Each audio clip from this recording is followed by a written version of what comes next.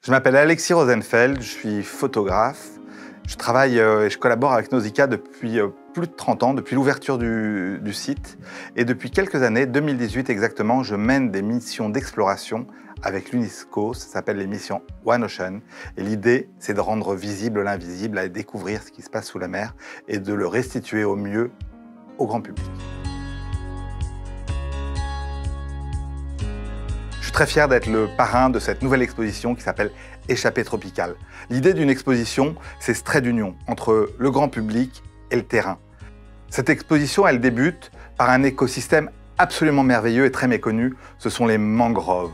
Et ces mangroves, ce sont des forêts, des palétuviers qui poussent sous la mer. On voit des arbres, des troncs, et puis des trucs très bizarres qu'on appelle les pneumatophores, qui sont les racines qui vont sortir par endroits. Moi, j'adore ce milieu-là parce que c'est le seul endroit où j'ai vu des poissons nager dans les arbres.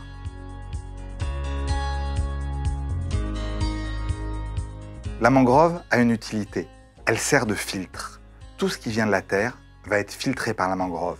Mais ce qu'il faut savoir, c'est que la houle du large, qui est souvent très puissante, va venir se casser sur cette mangrove, va être amortie et va protéger la côte de l'érosion. C'est un milieu absolument extraordinaire et très méconnu. La suite de l'exposition, ce sont les récifs coralliens. Les coraux et les récifs coralliens, c'est un écosystème absolument extraordinaire. On ne sait pas vraiment ce que c'est. Est-ce que c'est animal? Est-ce que c'est végétal? Est-ce que c'est minéral? En fait, c'est les trois à la fois. Ce qu'il y a d'extraordinaire pour moi aussi dans ces récifs coralliens, c'est que c'est le seul animal ou la seule entité vivante qu'on peut voir de l'espace. Ce qui m'intéressait aussi quand on a créé en 2018 Récifs coralliens, un enjeu pour l'humanité avec l'UNESCO, c'était le côté journalistique, raconter l'importance de ces récifs coralliens pour l'humanité. À quoi ils servent et comment ils servent l'humanité.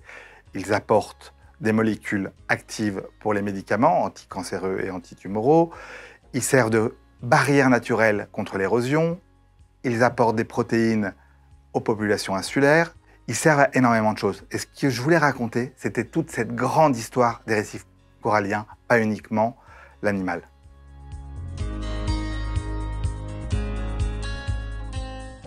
Au tout début du projet One Ocean avec l'UNESCO, nous sommes partis dans le nord de la Nouvelle-Calédonie, sur l'archipel d'Entrecasteaux. C'est un endroit merveilleux qui est considéré comme l'endroit le plus riche et le plus vierge au monde. J'y ai fait des plongées dans des paysages uniques, où se mêlaient les poissons, les coraux, les gorgones, les crinoïdes. Et ça a été pour moi un moment de grâce sous la mer. J'ai même eu la chance de vivre avec un banc de carangues dans ce récif corallien qui venait se déparasiter sur moi. C'est-à-dire qu'elle venait se frotter contre moi au lieu d'aller se frotter contre d'autres poissons ou entre elles. C'était absolument exceptionnel. Ce qui est important de comprendre, c'est qu'on peut s'occuper de ces écosystèmes-là, aussi bien des mangroves que des récifs coralliens.